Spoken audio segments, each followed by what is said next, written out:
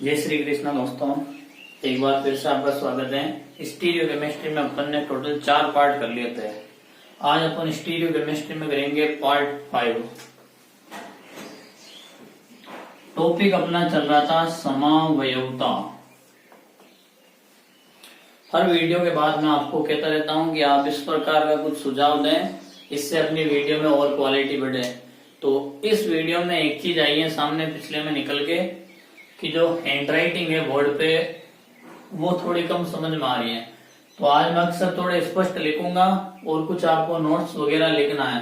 तो जब मैं मिटा रहा हूं तो उससे जस्ट 5 सेकंड पहले एक बार आप वीडियो को क्यूज करके उसके बाद आसानी से लिख सकते हैं। त्रिविमीय समावयवता के अपन ने जो 2 पार्ट किए थे, एक तो था विन्यासी वाला, एक था स्वरूपण वाला। तो विन्यासी का पहला टॉपिक जो था ज्यामितीय समावयवता। तो ज्यामितीय समावयवता में अपन 3 चीज पढ़ चुके थे। एक ज्यामितीय समावयवता पढ़ी थी अपन ने एल्किनो में, एल्किनो के बाद ऑक्सीमो में हो गई, उसके बाद हो गई एलिसाइक्लिक यौगिकों में। उसके बाद हमने देखा था कि ज्यामितीय समावयवियों के गुण क्या होते हैं। तो देखो कौन कौन से गुणधर्म अपन ने कल के वीडियो में पढ़े थे। एक तो देख लिया था द्विध्रुव आघूर्ण, इसके बाद आज अपन को एक इनका देखना है गलनांक और कवथनांक।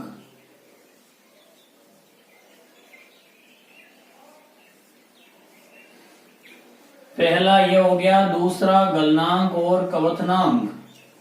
इसके बाद तीसरा अपन को देखना है कि चक्रीकरण, और 4 नंबर अपन को देखना है हाइड्रोजन बंध।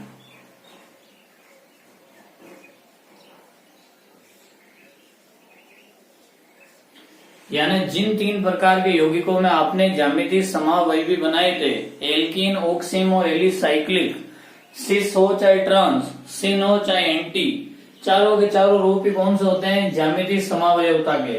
हम उन चारों रूपों में कंपैरिजन करेंगे कि सिस और ट्रांस में किसका द्विध्रुव आघूर्ण ज्यादा होता है, सिन और एंटी में किसका ज्यादा होता है, गलनांक किसका ज्यादा, कवथनांक किसका ज्यादा, चक्रीकरण का गुण होता क्या है, हाइड्रोजन बंध किस प्रकार से बनते हैं, किसमें कम बनेंगे, किसमें ज्यादा, अंतराणु कौन सा होगा और अंतराणु किस प्रकार से होगा। तो सबसे अपन पहला एग्जाम्पल है द्विध्रुव आघूर्ण वाला, उसको कल पढ़ चुके हैं। अब अपन अगला देखेंगे गलनांक और कवथनांक।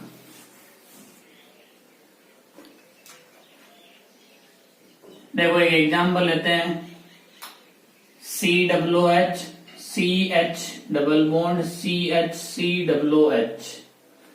क्या नाम है इसका, 4 कार्बन का ब्यूट 2 इन 1,4 डाइओइक अम्ल। क्या नाम है इसका, ब्यूट 2 इन 1,4 डाइओइक अम्ल। ये वाला जो यौगिक है ये ज्यामितीय समावयवता देता है। तो ज्यामितीय समावयवता देता है तो इसके अपन 2 रूप बनाते हैं।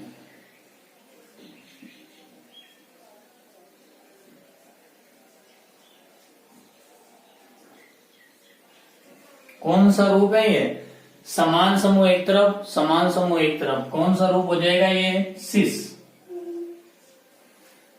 एक चेंज कर देते हैं कार्बन पर, इसको ट्रांस में चेंज करते हैं तो ये हो जाएगा COOH C double bond CCOOH। उम्मीद है कि आज आपको ये अक्षर स्पष्ट दिख रहे होंगे। सिस और ट्रांस में अपन को अंतर देखना है कि गलनांक कवथनांक किसका ज्यादा, किसमें हाइड्रोजन बंद होता है, किसमें नहीं होता।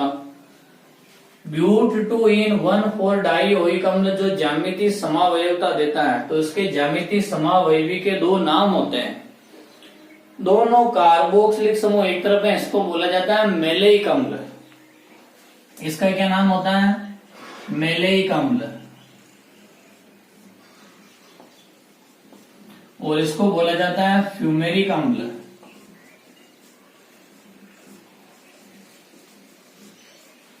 इसका नाम है मेलेइक अम्ल और इसका क्या नाम होता है, फ्यूमेरिक अम्ल। तो मेलेइक अम्ल सिस रूप है, फ्यूमेरिक अम्ल कौन सा है, ट्रांस। तो याद रखना कि इसमें फ्यूमेरिक अम्ल का होता है कवथनांक ज्यादा। कारण उसका क्या है कि जो मेलेइक अम्ल है इसमें दोनों कार्बोक्सिलिक समूह एक तरफ हैं, तो ये तो बनाता है अंत्य अणुक हाइड्रोजन बंध, उसमें दोनों अलग अलग हैं, तो वहां पर बनता है अंतरा अणुक हाइड्रोजन बंध। अब हाइड्रोजन बंध दो प्रकार के होते हैं, ये सबको पता है, लेकिन अंत्य अणुक और अंतरा अणुक में से कवथनांक बढ़ाने वाला कौन सा है, इसको अपन को थोड़ा डिटेल से पढ़ने की आवश्यकता है। देखो इसी में अपन थोड़ा सा चेंज कर देते हैं, इस तरफ कार्बोक्सिलिक समूह है, इसको अपन यूं लिख देते हैं C डबल बॉन्ड O, यहां से लिख दिया OH, C double bond O इधर लिख दिया OH। इसी की ऑक्सीजन और इसी का हाइड्रोजन, देखो इन दोनों के मध्य ये हाइड्रोजन बंध बन गया। तो देखो ये पूरा अणु एक है मैलिक अम्ल का, इसी मैलिक अम्ल के एक अणु का अपन ने लिया है हाइड्रोजन, और इसी अणु की क्या काम में लिए हैं, ऑक्सीजन। तो एक अणु का ऑक्सीजन और उसी का हाइड्रोजन है, तो ऐसे हाइड्रोजन बंध को आपको पता है क्या नाम दिया जाता है, अंत्य अणुक हाइड्रोजन बंध, यानी वो एक अणु में उपस्थित होता है। फ्यूमेरिक अम्ल की बात करें तो एक कार्बोक्सिलिक समूह इस तरफ है, दूसरा इस तरफ है, तो ये दोनों पास पास में नहीं है, इसका मतलब है कि हाइड्रोजन बंध तो बनेगा लेकिन अंत्य अणुक वाला नहीं बनेगा। इसको यूं लिख देते हैं C double bond O OH, इसको भी लिख देते हैं C double bond O OH। ये एक फ्यूमेरिक अम्ल का अणु है, ये ऑक्सीजन और ये हाइड्रोजन एक दूसरे से काफी दूर हैं, तो ये हाइड्रोजन बंध नहीं बना सकते। तो हम क्या करते हैं, इस प्रकार का एक और अणु ले लेते हैं, तो यहां से लिखना शुरू कर देता हूं। देखो HOC double bond O CH double bond CH C double bond OH। अब आप ध्यान से समझना इस चीज को, ये एक फ्यूमेरिक अम्ल का मोल है, नीचे एक फ्यूमेरिक अम्ल का अलग मोल या अलग अणु है। इसकी ऑक्सीजन तो इसका क्या लेना है, हाइड्रोजन, ये लीजिए। इसकी ऑक्सीजन तो किसी दूसरे का हाइड्रोजन, यहां पर इसका हाइड्रोजन ले तो किसी दूसरे की क्या लेनी पड़ेगी, ऑक्सीजन। इसकी ऑक्सीजन है तो किसी दूसरे का क्या जाएगा, हाइड्रोजन। इसका मतलब है कि फ्यूमेरिक अम्ल के अलग अलग अणु को अपन ने रेखीय क्रम में व्यवस्थित किया, एक अणु की ऑक्सीजन तो दूसरे अणु का क्या लिया, हाइड्रोजन। इसके बाद जब अपन ने हाइड्रोजन बंध बनाया तो ये हाइड्रोजन बंध दो अलग अलग अणु के बीच में कार्यरत है। देखो ये वाला अणु एक अलग और ये वाला अणु है अलग, तो दो अणु के बीच में जो हाइड्रोजन बंध होता है उसको क्या नाम देते हैं, अंतरा अणुक हाइड्रोजन बंध। इसका नाम तो क्या था, अंत्य अणुक, और इसका क्या नाम था, अंतरा अणुक। तो अब खुद सोच के देखो कि कवथनांक किसका ज्यादा होगा, तो कवथनांक अंतरा अणुक वाले का ज्यादा होता है। अम्ल में अंतरा अणुक हाइड्रोजन बंध पाया जाता है, एल्कोहल में होता है, अमोनिया में होता है, जल में होता है, इसी कारण इन सभी के कवथनांक क्या होते हैं, ज्यादा होते हैं। अब अपन एक चीज यहां पर और ध्यान से समझे, तो ट्रांस रूप का अपन ने क्या बताया, ज्यादा कवथनांक। अब इसका मतलब ये है कि ज्यामितीय समावयवी में जो सिस और ट्रांस होते हैं उनमें ट्रांस समावयवी का कवथनांक क्या होता है, ज्यादा होता है। हाइड्रोजन बंध है तब भी ज्यादा, यदि हाइड्रोजन बंध नहीं है तब भी ट्रांस रूप का गलनांक या कवथनांक ज्यादा होगा। गलनांक और कवथनांक में भी अपन दो चीजें बता सकते हैं, कवथनांक और गलनांक दोनों एक साथ एक चीज के ज्यादा नहीं हो सकते, क्योंकि गलनांक है वो अलग चीजों पर डिपेंड करता है, कवथनांक है वो अलग चीजों पर डिपेंड करता है। हाइड्रोजन बंध से केवल कवथनांक प्रभावित होता है, गलनांक नहीं हो सकता। विशेष तौर से ध्यान रखना इस चीज का कि जब अपन हाइड्रोजन बॉन्ड बनाते हैं तो इससे कवथनांक प्रभावित होता है, गलनांक प्रभावित नहीं होता। गलनांक प्रभावित होता है या नहीं होता, इसके लिए अपन को ये देखना पड़ता है कि दो अणु होते हैं उनके बीच में किस प्रकार का वंडरवाल बल कार्यरत है। तो वंडरवाल बल किसी भी प्रकार का हो सकता है, हाइड्रोजन बंध ये भी एक प्रकार का वंडरवाल बल है। द्विध्रुव आकर्षण बल, आयन प्रेरित द्विध्रुव आकर्षण बल, लंदन बल, ये सारे जो बल हैं ये कौन से होते हैं? वैन डर वाल बल। सिस की तुलना में ट्रांस का गलनांक ज्यादा होता है। एक स्टेटमेंट बोल रहा हूं कि सिस की तुलना में ट्रांस का गलनांक ज्यादा होता है। इसका कारण होता है कि ट्रांस रूप होते हैं, इसमें हमेशा वैन डर वाल बल ये होते हैं परबल, और इन्हें तोड़ने के लिए जो ऊर्जा देनी पड़ती है वो ज्यादा होती है। तो हमेशा याद रखो कि सिस और ट्रांस में किसका ज्यादा होता है? गलनांक ट्रांस का ज्यादा होता है। लेकिन यदि कार्बन कार्बन डबल बॉन्ड से जुड़े समूह अलग अलग प्रभाव वाले होते हैं तो ऐसी स्थिति में सिस का गलनांक ज्यादा हो जाता है। जैसे मान लो ये CH3, सीधा लिख देता हूं इसको समझने में ताकि कोई दिक्कत नहीं आए। CH3 C double bond C CH3H ये ट्रांस रूप है। कार्बन कार्बन डबल बॉन्ड पर लगा मेथिल समूह प्लस I प्रभाव का है। इसका मतलब है कि इसमें किसका गलनांक ज्यादा होगा? ट्रांस का। यदि अपन ध्यान से समझ लेना इसको, ये ट्रांस है तो ट्रांस में सभी में अपन ने देखा है कि गलनांक किसका ज्यादा होगा? ट्रांस का, क्योंकि वैन डर वाल बल क्या है? परबल।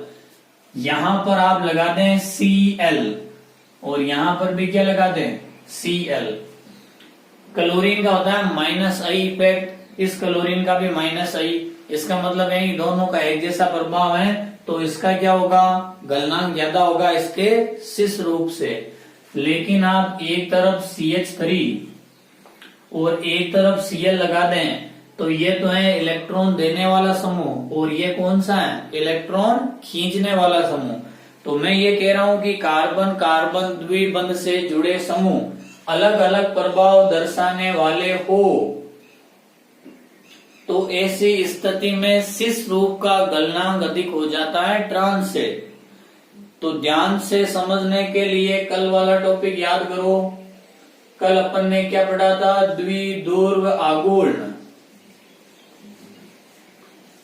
द्विध्रुव आघूर्ण सिस रूप का ज्यादा होता है और ट्रांस का कम होता है। तो हमें द्विध्रुव आघूर्ण का जस्ट उल्टा करना है। जिसका द्विध्रुव आघूर्ण ज्यादा होता है उसका गलनांक कम होगा, और जिसका द्विध्रुव आघूर्ण कम होता है उसका गलनांक ज्यादा होगा।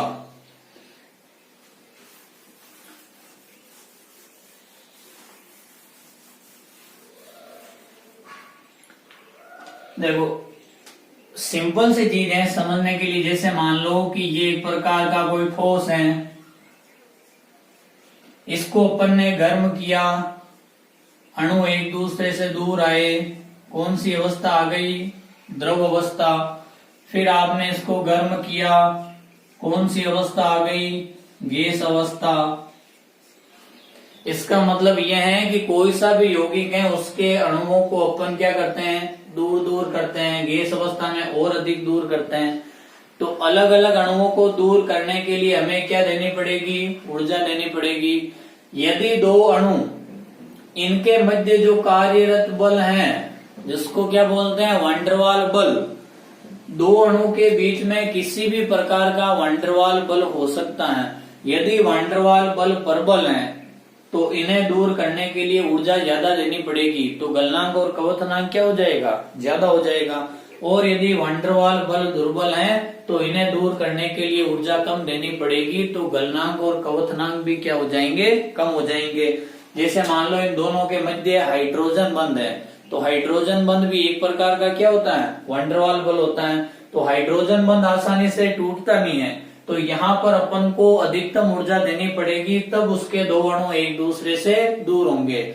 तो यही चीज मैं आपको समझा रहा था कि जो फ्यूमेरिक अम्ल होता है, फ्यूमेरिक अम्ल के दो अलग अलग अणु के बीच में हाइड्रोजन बंध होता है, इसीलिए उसका कवथनांक बढ़ जाता है।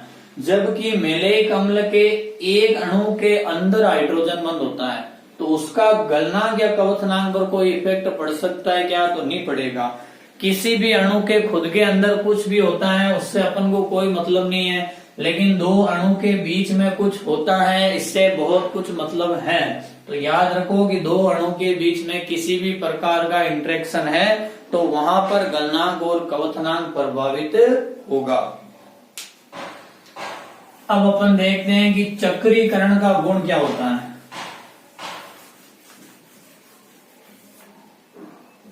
चक्रीकरण का गुण क्या होता है इसको समझना है तो देखो एक एग्जांपल लेते हैं, HC डबल बॉन्ड CH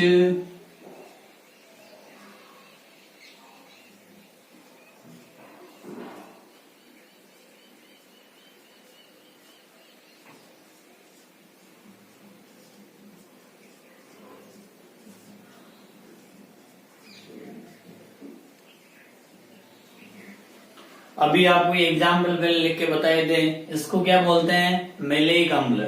लिख देता हूं यहां पे, मेलेइक अम्ल। नीचे वाले को क्या बोलते हैं, फ्यूमेरिक अम्ल। मेलेइक अम्ल में से एक जल का अणु निकालना है तो इसके लिए अपन को केवल 140 डिग्री सेंटीग्रेड ताप की आवश्यकता है। यहां से एक जल का अणु निकल जाएगा और एक यौगिक बनेगा HC double bond CH C double bond O। इसका नाम है मेलेइक एनहाइड्राइड। क्या नाम होता है, मेलेइक एनहाइड्राइड। फ्यूमेरिक अम्ल को अपन 270 पर गर्म करें तब इसमें से भी एक जल का अणु निकलता है और जल का अणु निकलने के बाद एक यौगिक बनता है जो बिल्कुल ऊपर वाले की तरह है। इसका नाम भी क्या है, मेलेइक एनहाइड्राइड। तो यहाँ पर क्वेश्चन ये है कि इसमें से जल का अणु निकालने के लिए केवल 140 डिग्री सेंटीग्रेड ताप की आवश्यकता पड़ी, लेकिन यहाँ से जल का अणु निकाला तो कितना टेम्परेचर लिया, 270 डिग्री सेंटीग्रेड। तो ताप का ये अंतर क्या बताता है, तो ध्यान से समझना। यहाँ पर ये OH और ये वाला OH एक दूसरे के पास में, तो हमने गर्म करते हैं, यहाँ से कार्बन ऑक्सीजन बंध टूटा, इधर से OH बंध टूटा, तुरंत एक वाटर मॉलिक्यूल निकल गया। यहाँ की बात करें तो देखो ये वाला OH और ये वाला OH ये एक दूसरे से काफी दूर हैं, तो वाटर मॉलिक्यूल यहाँ से निकल नहीं सकता। तो सबसे पहले फ्यूमेरिक अम्ल है, इसका जो ये पाई बंध है,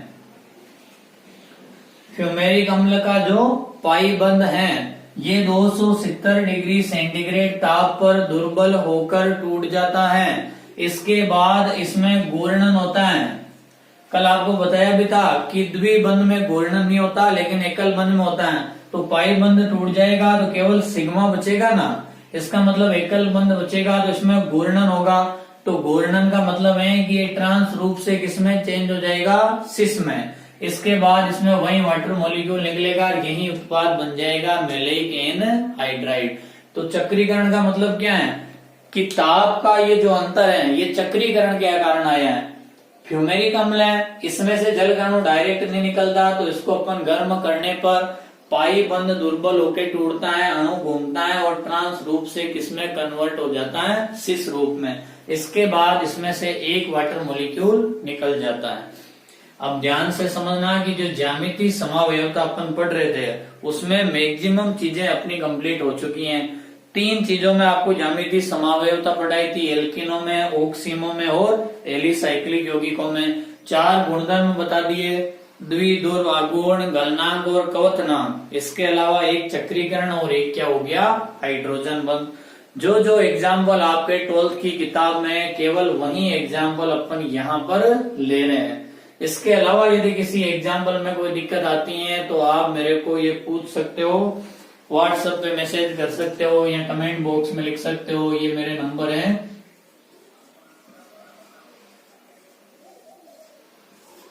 ये नंबर नोट कर लीजिए। आप व्हाट्सएप पे डायरेक्ट मैसेज करोगे, आंसर आपको जल्दी मिलेगा। इसके अलावा आप यूट्यूब पे वहां पर भी कमेंट कर सकते हो, हर क्वेश्चन का आपको आंसर मिल जाएगा।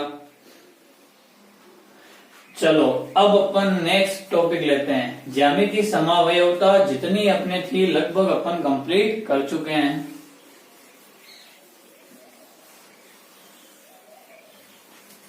देखो ऑनलाइन क्लास की एक बहुत बड़ी समस्या है कि टाइम, लगभग 20-25 मिनट की वीडियो में ऐसा पॉसिबल नहीं है कि मैं आपको बोल के नोट्स लिखा सकूं। इसीलिए मैंने पहले वीडियो में आपको बता दिया था कि आप किताब या फिर कोई गाइड या कहीं से नोट्स अवेलेबल करा के सबसे पहले उनको लेके बैठो, पास में एक रफ कॉपी रख सकते हो। जैसे जैसे मैं पढ़ा रहा हूँ वैसे वैसे आप किताब में देखते चलो कि कौन सा टॉपिक अपन को समझना है, कौन सा नहीं समझना, किस प्रकार से क्वेश्चन करने हैं। कहीं पर कोई समस्या आती है तो उसको आप किसी रफ कॉपी में लिख लो। उसके बाद आप मेरे को वो क्वेश्चन जो नंबर दिए हैं व्हाट्सएप करके पूछ सकते हो। नोट्स लिखने में टाइम का भी वेस्ट होता है, तो इतनी लंबी वीडियो यहाँ पे बनाना पॉसिबल है नहीं। तो नोट्स लिखने के लिए आप एक काम कर सकते हो कि मेरे को मैसेज कर दो, तो मैं आपको फोटो खींच के और पीडीएफ भेज दूंगा। तो आप फ्री टाइम में बैठ के नोट्स लिख लो, लेकिन जब आप वीडियो देख रहे हो तब आप लिखो मत, केवल उस वीडियो को समझो, क्योंकि 20-25 मिनट की वीडियो में लिखने का मटेरियल देना पॉसिबल नहीं हो सकता। तो ज्यामितीय समावयवता अपनी कंप्लीट हो चुकी है। अब अपन अगला टॉपिक लेते हैं, प्रकाशिक समावयवता। प्रकाशिक समावयवता इसको अपन डिस्कस करेंगे अगले वीडियो में।